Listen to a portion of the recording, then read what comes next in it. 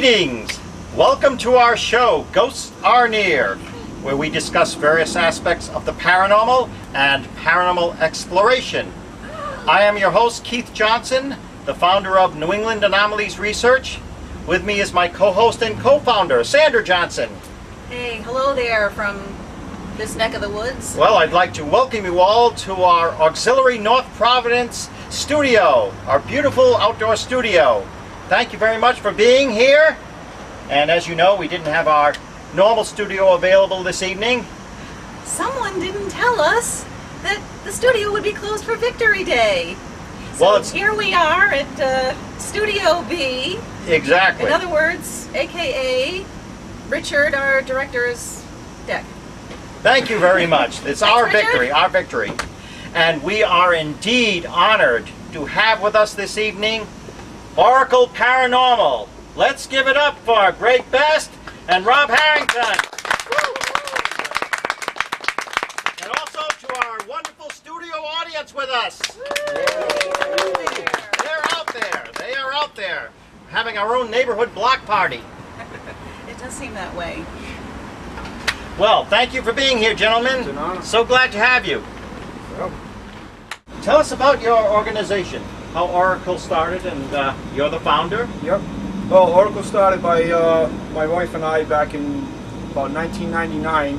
We started getting interested in the paranormal through, I'm a photographer. I've been dealing with the paranormal my whole life. Mm-hmm. And as a photographer, I started taking pictures, and I'm trying to take professional pictures, and I was getting anomalies in my shot. And for me, they were a hindrance. I needed to know, but I wanted to know what these anomalies were, so I started looking into it. And the more I looked into it, the more I made the association of my pictures with my life, growing up in the Right. haunted houses and everything else. And I started looking into it more and more and more. I said, okay, well, if you want to be in my picture, I'm going to go to you, and we're going to take your picture. Great. And I started, I went on from there. I started looking in. I found out about EVP, and on and on and on. I spread it out from there, and my curiosity it got the best of me. And I was actually part of not the TAPS family, but I was part of the TAPS website before they were even a show. And that's where I was getting my information. I started looking to the internet to further my education on the paranormal, which, going that route, you have to be careful because there's some sites where they don't know what they're talking about, and you had to separate the ones that do from they don't. And, Sure. We actually probably talked to you at some time in the past. I wouldn't doubt it. In fact, I was one of the moderators at that time. I would not doubt it. Did you ever get thrown out? No, I never got thrown out. Well, Brian Bell would have done that, but I was good. But yeah, that was it. And from there, I started looking into different types of equipment. My dad, I grew up, working with electronics from a very early age, and my dad's an electrical engineer, and he always set me up with the perf boards, and I'd be building my own things in junior high school. That's so, where you get your talents from. Yep, my dad. You see that somewhere? Yes. Yeah. Yes, he's here with us tonight. Yeah. But anyway, I started looking into the different types of equipment that was out there, which, as you know, back at that time, there was no ghost hunting equipment. It was Right. You're on your own with it, so we had the design of a lot of our own equipment, and the electronic background helped out with that. And now I modify and I build sometimes from scratch some of the equipment based on the evidence that we get. So we go out, we collect the data, we come back with the data, and it doesn't just go on a shelf. We analyze this data, we analyze the frequencies, we try to pinpoint where it's coming from, how it's getting put on, the audio getting put on the tape, where the anomalies are coming from, and we break that down into its elements, and that's what that paraanalysis shows I Rob, do your believe a story. motorcycle just went by. Well, that does happen. We are in the great outdoors here. Right. We are. It happens. Rob, how did you get started? It's been, obviously as with anybody, it's been a fascination of mine since I was, young. Always a little scared though of it. Right, So yeah. I mean, the Hollywood played into it a lot. Oh, yeah, watching yeah. those things. So, I mean, it scared me, but quite a bit as a kid. But I heard about EVP from friends of the family. This is going back to probably early '80s or so, and they were talking about putting tape recorders in graveyards. we had a graveyard up behind my house, and I always thought about it, but once again, if we broke into it, I said I was going to put a tape recorder up there, put it on a string, because it was so far, like, trying to pull it down. I didn't want to go up there and get it, Tape recorder on a string. Right, but you had to think about it, but it never happened. So, I mean, years went by, and of course, once again, like everybody else, I started having my own, things that were happening. A friend of mine owned a music store over in Phoenix, part of Coventry, Coventry area, and I had where I teach, it was a music school right on the side of it, and I had an apartment upstairs. This building was probably about 200 years old, and things just started going wrong. The first day I moved in, I'll never forget it. And keep in mind, Greg and I were friends some years back, way back, and we lost touch for many, many years. You didn't know about your mutual interest in the paranormal? No, actually we Very did. found me by accident. Yeah, this is so many years later. And basically what happened was I just got done putting everything away the day I moved in, and my bathroom had the towels put away. I got hungry, and right next door was a restaurant. I said, I'm going to go grab something to eat. And after I did, I'm coming up the stairs, and I heard this crashing and banging in the apartment. I'm like, well, there's somebody in my apartment. This ain't cool. I just moved in, and so I go in there, and I'm nervous, and there's all my towels, everything spread all over the bed. So I'm sitting there, I'm like, okay, somebody's in here, and I don't know who. Once again, I checked around, there was nothing. I'm like, is there a hatch or something that people came up through, Wish there wasn't. So I put everything away, and from the time that I put everything away, I walked to my bedroom, and it happened again while I was in. So that, it was time to do something, I knew something's happening. I got online, and I seen the name Wolf. It was a nickname that he had back in the day. And I'm like, well, it's got to be him. But, sure enough, it was him. And he came down, and, right from there, this is, some years back, and from there, what we found out later on was that closet, it was two deaths in that closet alone, both hangings in that closet. Also, do it. I would say so. And it was stuff all the time. They felt like people rushing up to me, I'm trying to sleep with like face in my face. It wasn't a pleasant haunting at all. Trust me. Pushing a lot of that going on. It was pretty violent. So he came down and helped me out. Matter of fact, the first day he came down, my studio door, from one of the music rooms I had, swings open. And he's like, he goes, can you do? What do you say? Can you close it? And there goes the door, closes. So it was just a lot of things. So from that point on, and my background being, I've been in audio since day one. Most of the bands you've probably listened to, I've done audio for them. It's just I was a sound engineer. So once I went out with him to a family graveyard, and there it was, my first EVP, and I was hooked. From that point. I always find it interesting. We've had so many other guests who are either musicians or audio people who work with bands. Mike Baker, Tom D'Agostino. I know Tom. Matter of fact, Rudy, his brother, Rudy D'Agostino, his brother, he was part of my group for years. That used to do sound, and he's an amazing guitar player. So the whole family's talented. But I think the reason for that would be because as a musician, you're used to putting sounds on audio, and you're used to taking anomalies out of audio, tape hiss, digital crackle. So, when you listen to a playback and you have voices on there that weren't at the time of the recording, that they not only that, but that they weren't supposed to be there. So it strikes your curiosity, and you want to learn more about why they're there. One of the things too that comes in, becomes useful is one of the things you have to be able to do while doing audio for bands, to be able to listen through, isolate one. You want to hear a certain drum, you want to hear a bass player, so you got to focus everything else out. So that came second nature to me once I started doing EVPs. And I'll tell you what, the first one I got though. Yep, that did it for me as well. Once I realized Hollywood and the ghost thing wasn't connected, I was cool with it. You never forget your first EVP. No, I had the hair standing up on my arms, everything. I'm sitting there like, I can't. Oh, your first major experience. Yeah, it was. Especially if it's an interactive EVP. Exactly. Yep. We've had and what was strange is my first EVP, the first time I went out, now you always hear them on the internet, and at first I was very, very skeptical. I said, listen, they were talking and they just forgot they said something, or, I said, I'm not going to be an armchair skeptic. I'm going to go out in the field and I'm going to do this. So, I learned how to do it. I learned all the do's and don'ts and what types of recorders do what. Went out there, and I went to a cemetery in Coventry, and the first EVP I got was about 1:30 in the morning. I couldn't wait to get home and dump my audio, and I had the headphones on, and I was listening, and then this woman, there was no women there, clear as day, starts talking. She says, Morton, stop. Morton, from green, when you clean, that's annoying. I couldn't breathe. Most EVP is hi, or I'm here, I got a whole phrase. Get out. Yeah, and I couldn't breathe. I couldn't draw air into my lungs when I heard that. I had to take the headphones off. I felt claustrophobic. I listened to it like a million times. Called up my buddy at 1:30 in the morning. We got one. And then come to find out, that's his family cemetery. That's how he found me on YouTube. I posted that EVP. I see it's at cemetery. And he actually, I'm like, yep, and he came up with the best explanation for that yet. When I heard that, now it says Morton stopped. Morton from Green. Now that's 100 years old. You'd be Keith from Johnston or wherever. Right. And that's how they referred to you. So, and then it went on to say when you clean, that's annoying. And I'm thinking she's talking. It's not for me. It's for somebody with an OCD. They're washing their hands and it's annoying. That's all I could come up with. But he came up with a great idea that maybe Morton was the caretaker for the cemetery. Oh. And when he cleans, he's bumping into the headstones, knocking things over. And when you clean, that's annoying. And it just came to fruition. I'm like, that has got to be what that's talking about. And, it was just weird how that all came together. I mean, it was meant to be what we're doing, I guess. Yeah. Very, very interesting. Very interesting. You brought some footage too. Yes, right? I did. Yeah. The footage that I have is probably the craziest footage. I mean, we play it all the time on the internet, but I'll never get tired of watching it.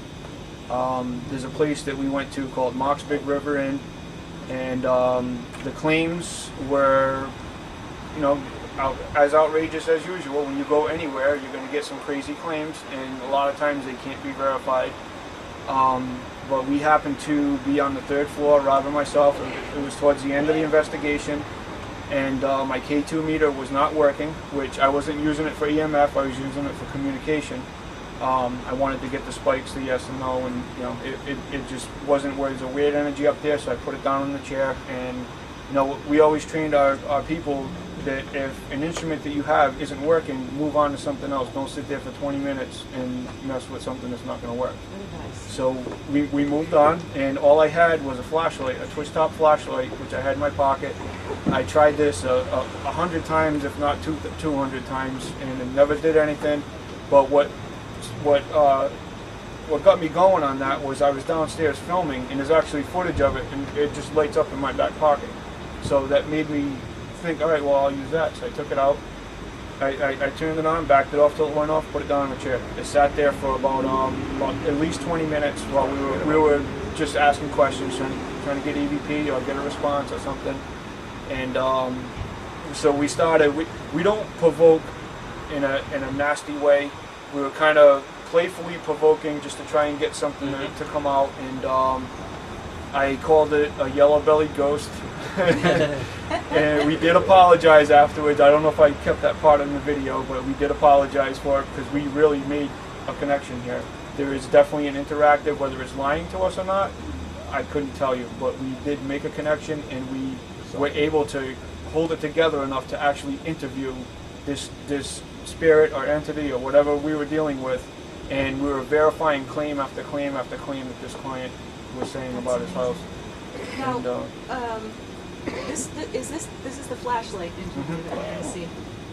Do you, when you use the flashlight technique, do you loosen the cover?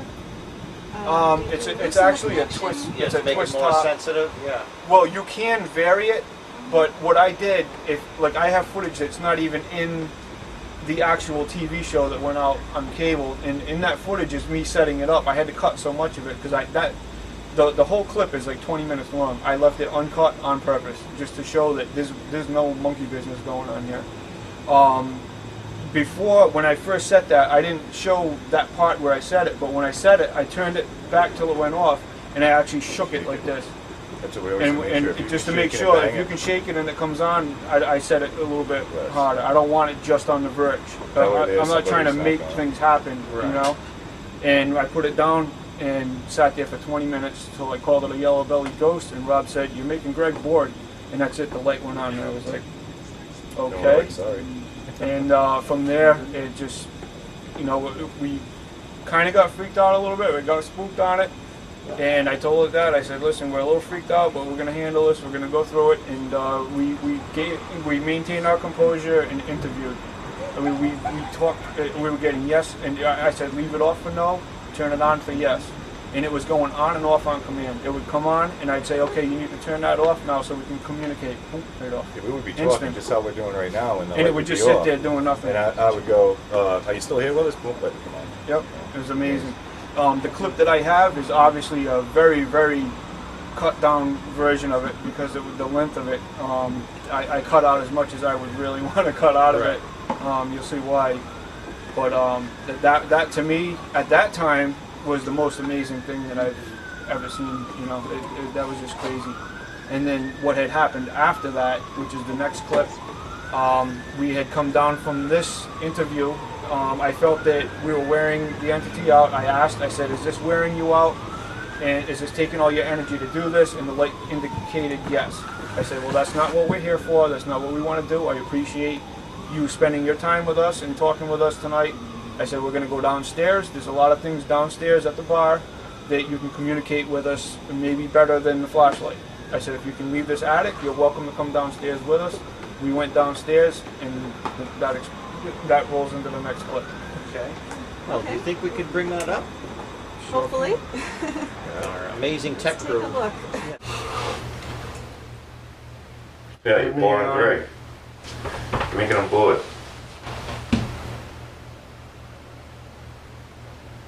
Nice. Can you do that again? Can you make this light come on again? That was pretty cool. That's what we're looking for. Excellent. All right, chills are coming. Next to me. Right. Okay, you need to do that one more time just so we know that you. Thank you. Awesome. Is that even getting caught on camera? No. No. Well, you can tell that it came on, but. Right. Yeah, definitely aim that down. Are you a male? They're female? Flash that light if you're a female.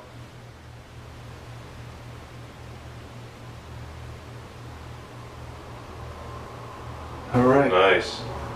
Can you shut it off?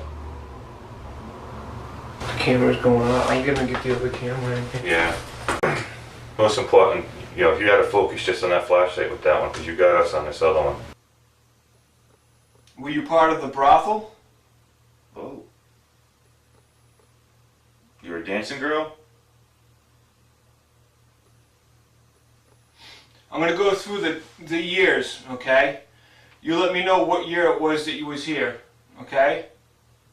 1900, 1910, 1920, 1930s, 1940s, 40s. 1940s.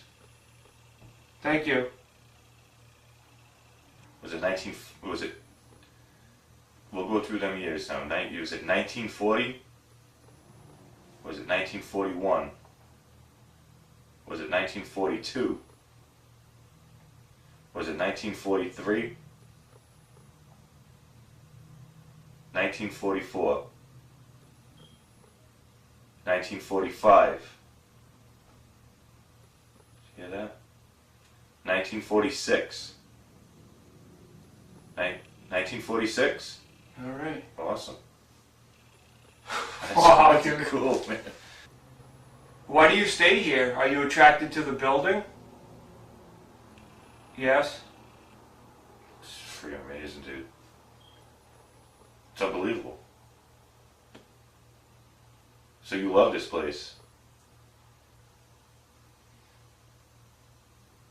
No, you're gonna have to turn it back off now so that we can communicate. Thank you. Are you still here with us? You want to switch seats, man? Oh, good. Oh boy. Alright, yeah, we're a little freaked out, but That's I cool. can We're handle not it. afraid. We're not afraid. I'm gonna be in your position one of these days, right? I'll be where you are. Can you shut that off again? Thank you. Wow. Do you know who the sea captain is that appears at the bar? Is that maybe your husband?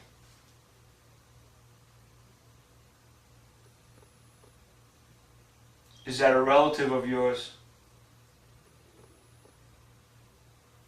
Or is that just one of the travelers that come? Yep. Travel. So he just stops in every now and again. Could you shut the light off again for us, please? Thank you. So he just stops in every now and again. Okay, we're gonna go now, okay? We're gonna go downstairs. You're very welcome to come with us. We're gonna have other forms of communication down there. So, please come down and join us downstairs. If it's possible for you to leave this attic and come down there, we're gonna go down there and we're gonna have another form of communication that you can probably get through much easier than this flashlight. I know you're getting tired, we're getting tired. Alright. Okay. Alright, you're very welcome to come down with us. Like I said, that was a watered down version of it. It was just so compelling, I had to leave that uncut. And we almost lost that footage. If you notice, it switches between the two cameras. Right. Because we had one of those hard drive cameras and we did not have the illumination. It came out really dark and all you could see was the flashlight coming on. So I actually saved that footage. I took my high def camera and filmed it off the LCD screen of the other camera, and that was the only way I could bring the brightness up without distorting it. So that's why it flips back and forth. And the other camera would go out of focus every time the light came on. But I didn't want. That was the most amazing thing I've seen yet.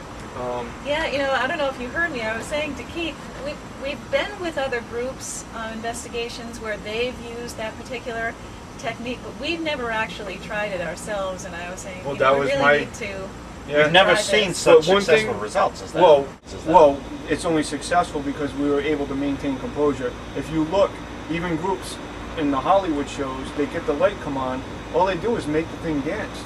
Can you turn it on? Can you turn it off? Turn it Right. on, turn it off. 40 minutes of turn it on, turn it off. You did it more like a conversation. Exactly. We turned it into, we wanted to find out who we were talking with. The only thing we didn't get out of the spirit was a typical woman, her age. She would not tell me her age. I spent like 10 minutes. I can't blame her. But that was the only information we didn't get. Now, a lot of those things, like the sea captain at the bar, that's one of the claims. At the beginning of the video, he rambled through a lot of the claims of somebody had seen an apparition of a sea captain at the bar. And I asked, you know, I thought about that. I said, who was the sea captain? And it turns out that it was a traveler that came in just, you know, on his way somewhere else. So, at the time, that was the most amazing thing.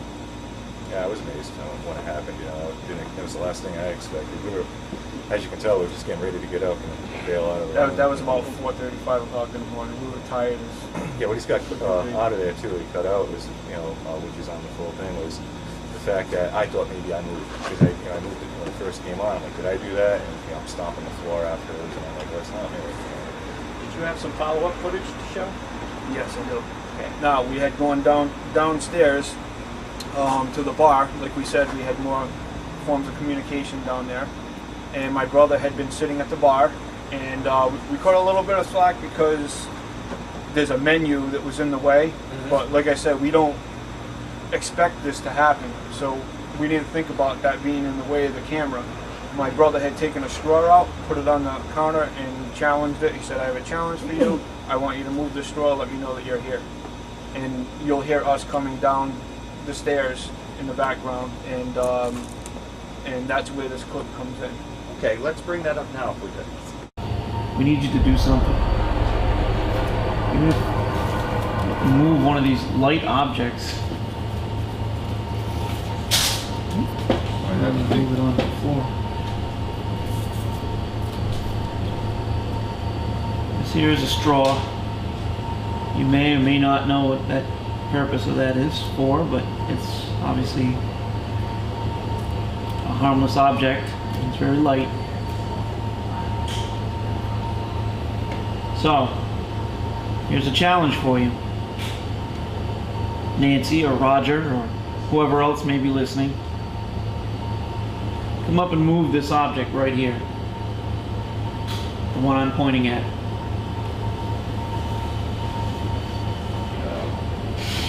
Okay. I feel like somebody took like an ice block and just ran it right down. That straw just moved. Up on, yeah, up on the third. Just before I got up, that straw was wiggling. When you see without the camera. Okay. I feel like somebody took like an ice block and just ran it right down. That straw just moved. Up on, yeah, up on the third. Just before I got up, that straw was wiggling.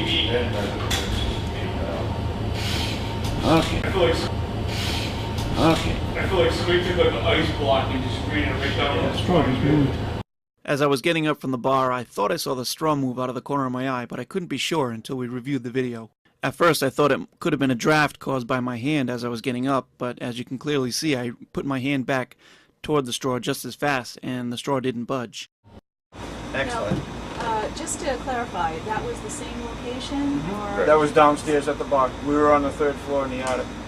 When we invited it to come downstairs, that noise in the background was us coming down from that flashlight video. Yeah, we're amazed at what we guys were coming down saying, hey, look, what just happened to us? Right, exactly. It's a perfect example of those things that you see out of the corner of your eye. You think you saw, you may have seen, but you know, we just happen to have the live feed video camera right on that. Yeah, it was actually somebody I know, at home that caught that. I mean, obviously Jerry. Chat room, Yeah, it too.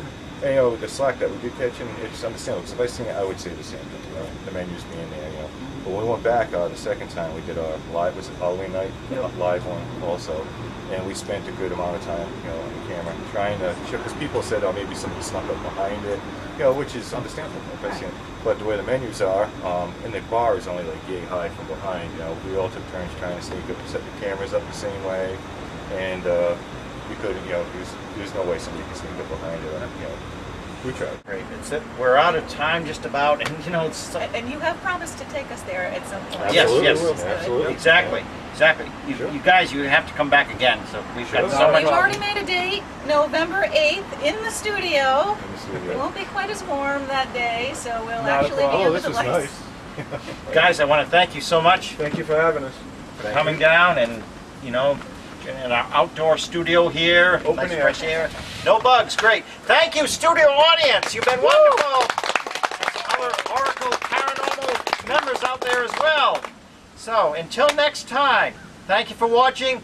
God bless you all for coming down here tonight. We'll see you soon. Night, guys.